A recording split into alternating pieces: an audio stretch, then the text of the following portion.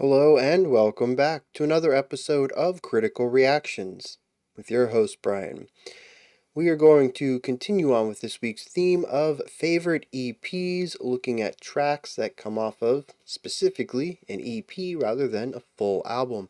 Today we're going to be looking at the band Poh Hock with the track Fragile Space featuring Robert Edens. I don't know anything about this, so I'm just going to dive right in. We're going to see what they are bringing to the table today.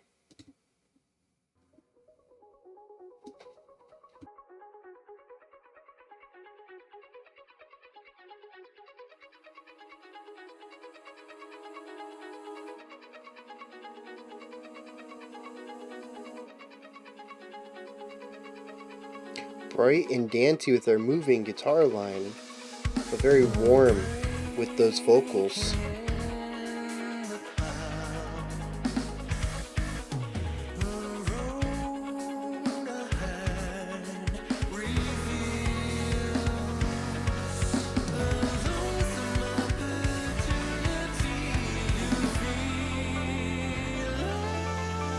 Real interesting production with the panning going on here.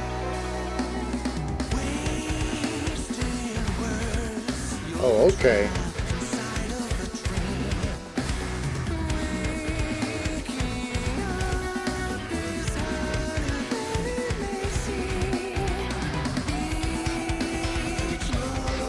Dang, that is getting funky.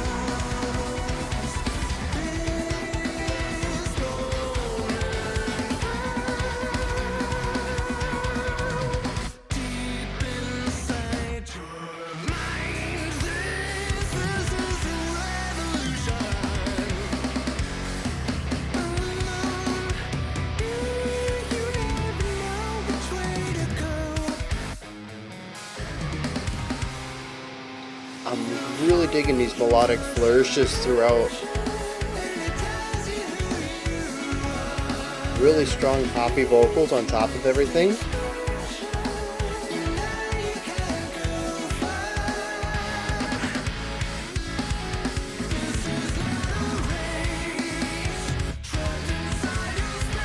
Oh, we lost the beat somewhere.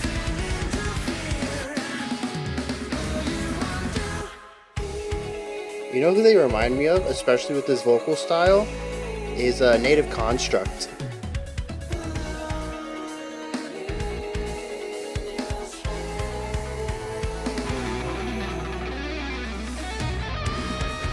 That was some clean sweet picking.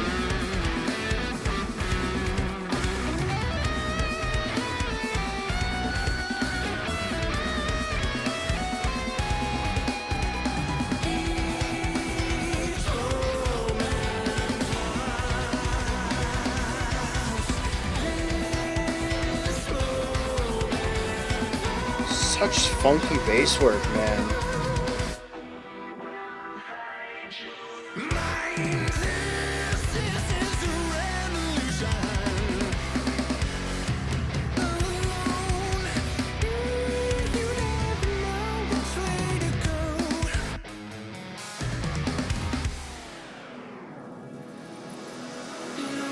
Lots of fun production tricks going on too.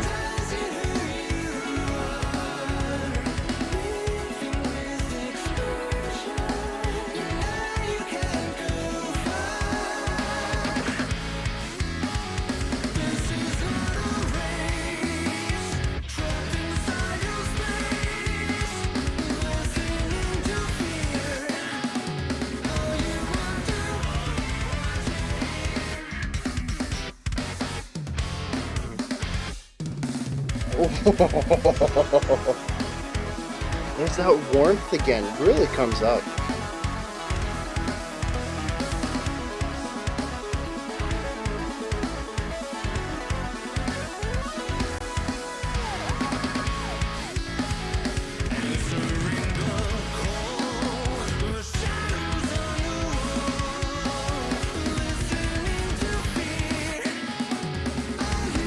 This whole section's in 7. That's what happened. Oh, it's funny, down here in the corner, we actually do have Native Constructs only music video. Oh, we have two other Native Construct tracks suggested as well.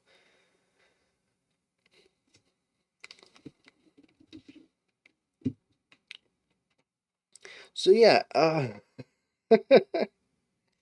this is like a very Djenty Native Construct, um, where if you go back to my reaction of Mute, which is linked up there, I mentioned a lot of it had this theatricality to it, where it was rock presented through a very jazzy lens up until like the outro when we went real heavy. And that it particularly stayed inside the mathier, proggier realm. This reminds me of a what if scenario.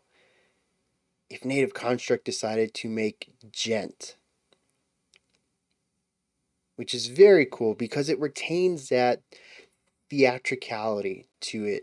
There are parts in it, I think some of it comes from the production and delivery on the vocals primarily, which tell me that this person has done musical theater in the past. It's not always a guarantee, but I think that my accuracy on that is pretty high. It's over 50% um, of confirmations. Anyway, sometimes I bring it up and nobody has any information on it. I don't actually know if I was right on it, but of times I've been confirmed or proven wrong, I'm above 50% on that. I'm pretty good at hearing that. The music also brings about this, there's something about it, and I wish I knew what it was because it came up in the live stream on Sunday as well. I don't remember which track it was, but I mentioned, or I think somebody brought up that it felt like musical theater, and I was like, yeah, it does. And I don't know what that quality is. I don't know if it's compositional quality, timbre, uh, production, but there's something when I hear it, I know I'm like, this sounds like musical theater.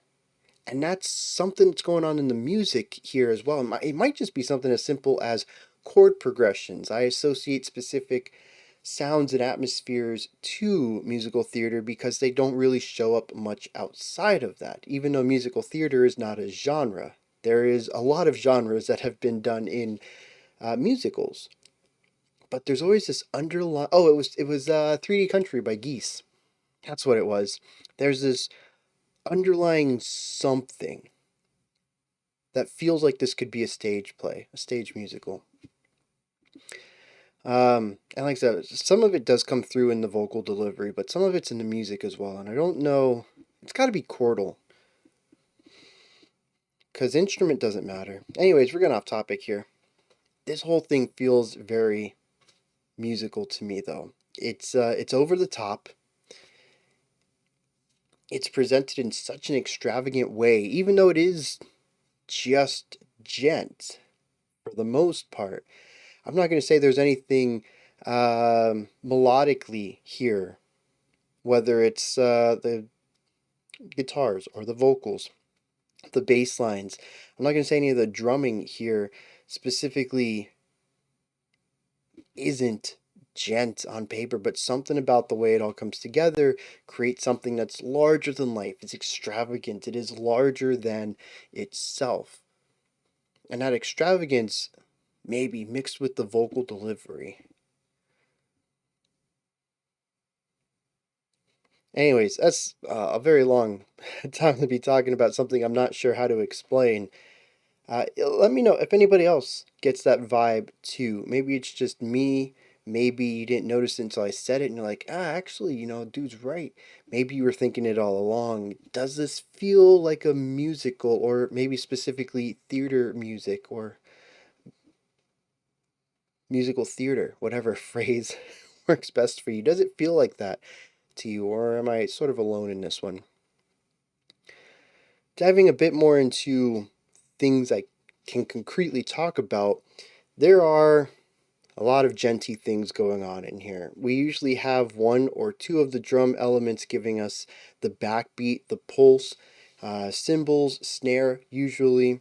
There is an instrument, usually the bass kick, that provides us a syncopated groove against this pulse, and that groove is typically replicated also in the bass guitar and the electric guitar.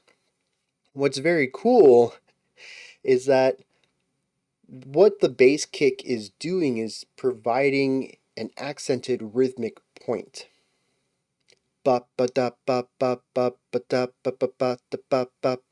Something along those lines. Very syncopated, pushes against the beat, but is foundational.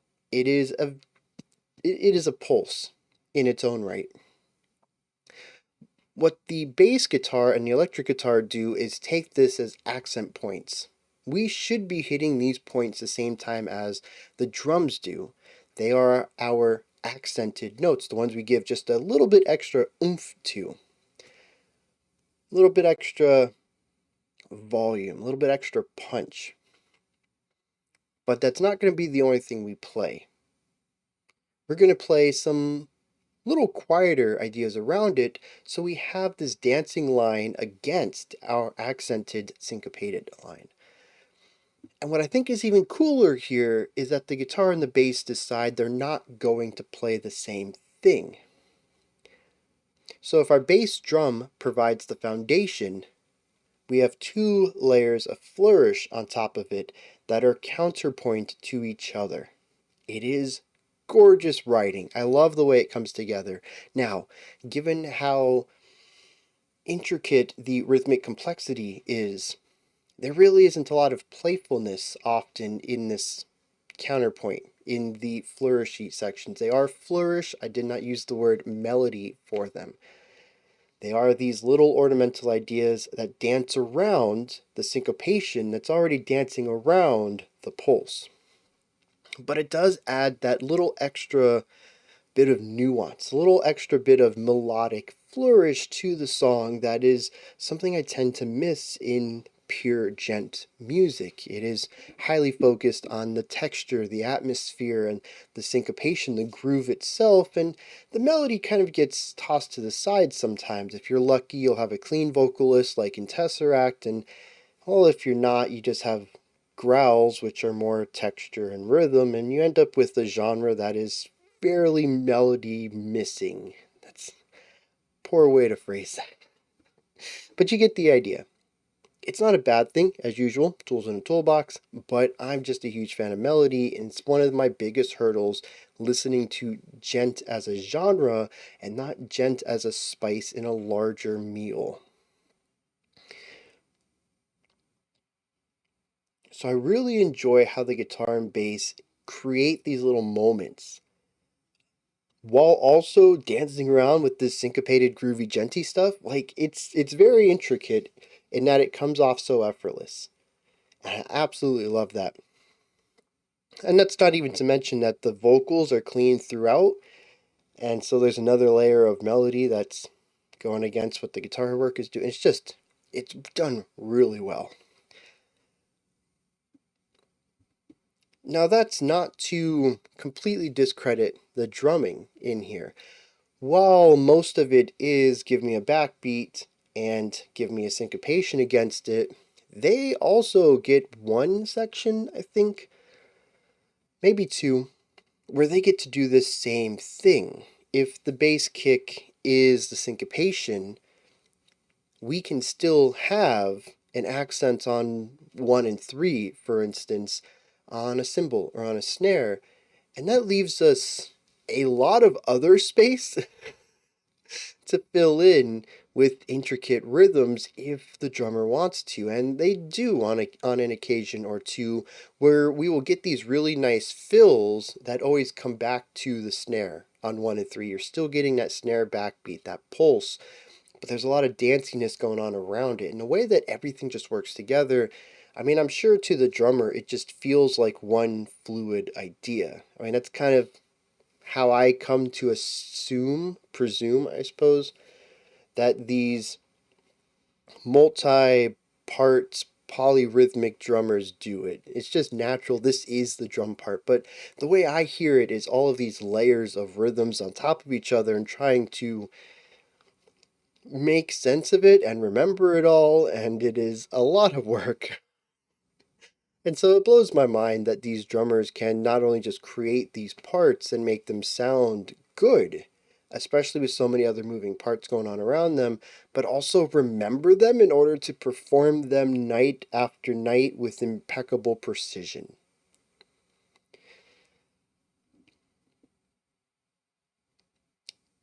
Just blows my mind. Now I mentioned earlier that the vocals kind of carry a specific flair to them. There is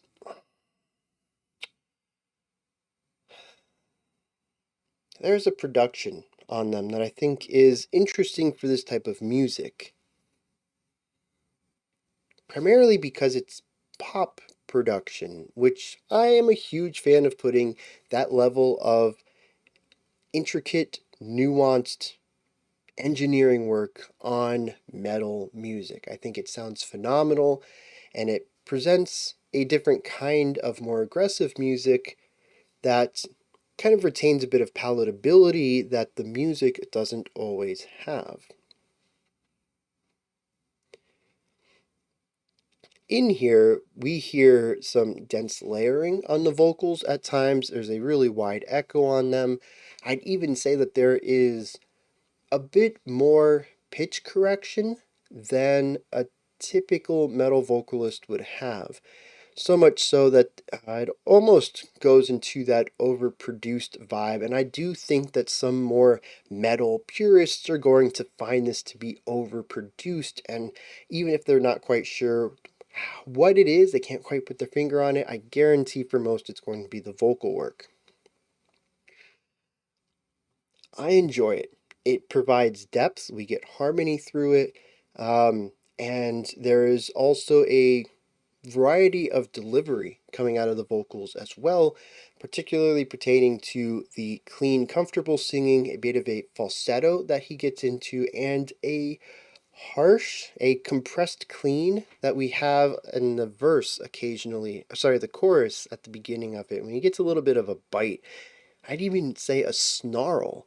Not a word I use too often about harsh vocals. It is interesting, and it's also comes after a harsh stop, I think, after a very palatable section, which does remind me about the finale to um, Mute by Native Construct. They kind of do the same thing, except they play the long game and they do like 4.5 minutes of this beautiful math rock, intricate proggy stuff. And then they go in for a full hardcore screaming breakdown for like a minute. He kind of enters into this bite a little bit, and the guitars shift away from the Djenty stuff to these heavier, more rigid chords in the chorus for a second. And I really thought they were going to go this route, and they didn't. We just kind of enter into that bite a little bit and then loosen it back up. But the idea that it's here, that it's present, that it is used is intriguing to me. And the variety itself is interesting, and it makes me want to find out how else the vocalist utilizes their range and maybe what even their range is in future tracks or in other tracks. I think this is a brand new-ish EP. This video came out 7 months ago, but I don't have a date on the album. I guess I'll check that out when I dig into the. Actually, I got a link right here. This will be real quick. I don't have to look for it at all. March 31st, the album came out. Practically April 1st.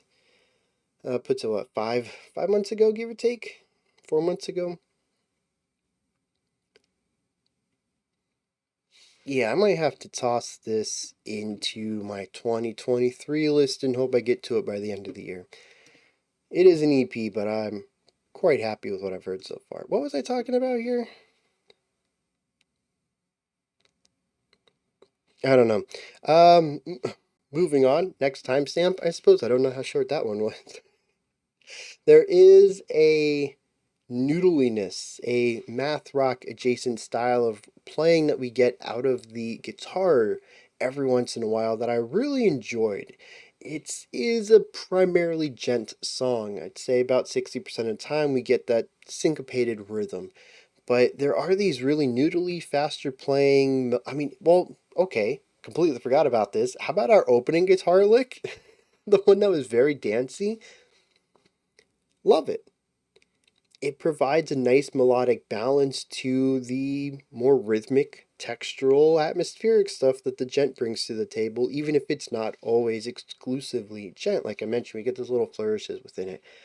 I think it's a really nice balance, and I would love to hear more of this. Is there more of this? I mean, there's more of this artist in their band, but this idea of djent meets math rock, I think they're two genres that really need to meet more often, and I know they feel kind of opposite.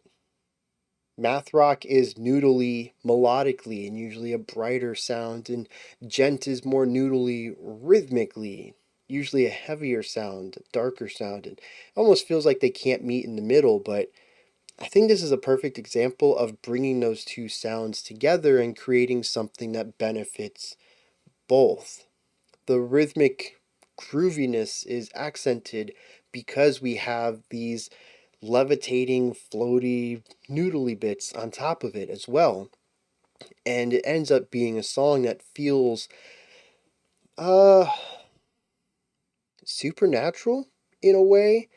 There's parts of it that make me want to feel grounded and really rooted, and there's other parts that make me feel like gravity is gone and I'm floating throughout the atmosphere. And sometimes they're both happening simultaneously, and I feel like I'm being stretched between 2 points of existence. And that's a very cool feeling. At least here, I liked it. It sent sparks through my brain in a way that not a lot of music does. It really is that merger point, I think, between the two genres that, at least in this case, are executed in a way that positively amplify each of their strengths while removing and diminishing, at least, their weaknesses. Djent is groovy, but kind of lacks a melodic line that I love, and math rock tends to be a bit too noodly without anything for me to hang on to, and here I am allowed to stay rooted while still enjoying the groove and the whimsical guitar playing all at once. It works exceptionally well, for me at least. I think there was something else. Oh yeah, just the bass. Some of these bass lines are absolutely bonkers. Just if you enjoyed this and you're like, I want to give it another shot, listen specifically for the bass. It kind of gets buried a little bit. The bass tone is a bit too wide and it kind of lacks that direct presence, kind of turns into a fog at times, something that you can vaguely feel, but it's difficult to pinpoint.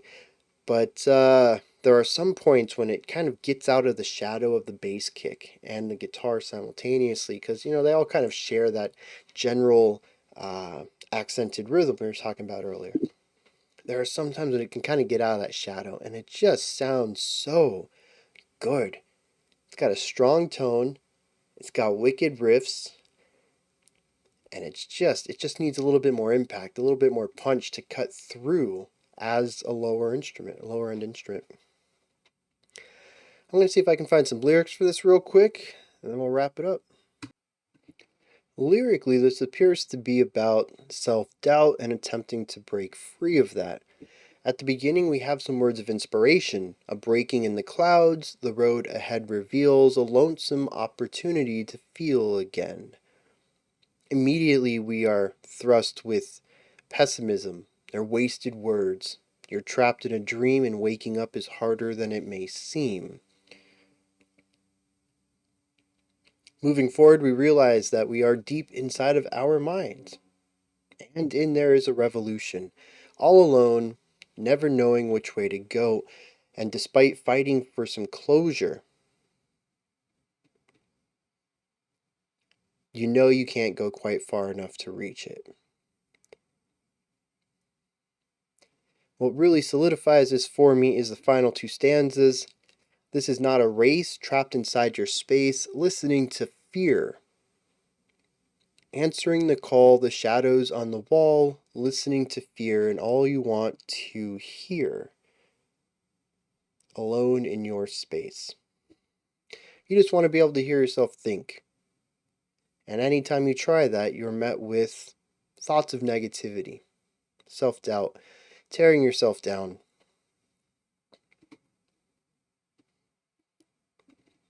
The song doesn't quite end on a positive note. That line, listening to fear and all you want to, well, we're kind of cut off there. But I like to think that the positivity of the song, of those noodly lines, are sort of silver lining that, as heavy as your thoughts may get, as difficult as it is to exist in your mind with your thoughts at times, there is an element of positivity within you. It may not always feel like it's the strongest, but it's always there. And much like any muscle, you have to make it stronger. That's our opening line. There's also a self-understanding here. We have somebody who knows that this is the situation they're in. They say that they feel trapped inside of this space. But, as mentioned, there is a revolution. There is a battle against the darkness. And while the song ends on a bit of a negative note lyrically, I think the song as a whole and parts of the lyrics present a bit of hope to the narrator, to the listener. That as long as the battle wages on, there is a chance that tomorrow there'll be less darkness, there'll be less shadows on the wall.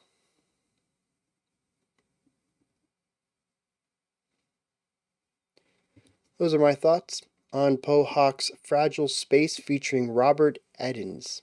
Edens? I don't know what I said the first time. I apologize if I pronounced it wrong both times, but I hope I got it right one of them. Let me know your thoughts, perspectives, opinions, ideas, any of that down in the comment section. I asked some questions earlier. If you got answers to those, just a reminder, throw them down there. I'm always looking to learn just as much as I'm willing to let you know what I'm hearing. Above that, in the description box, you'll find a link to Linktree. Takes you here. You can find my music, ways to support the channel, a link to the Discord server, and so much more. Above that, if you could, like, subscribe, and ring the bell. I greatly appreciate all three of those. We do have our final favorite EP track coming up next. Otherwise, I will be back tomorrow, 5 p.m. Eastern Standard Time, 9 p.m. UTC. We're going to check out some brand new music for this week. Until next time, remember to be critical, not cynical, of the music you listen to, and have a fantastic morning, afternoon, or evening, whenever you choose to watch my videos.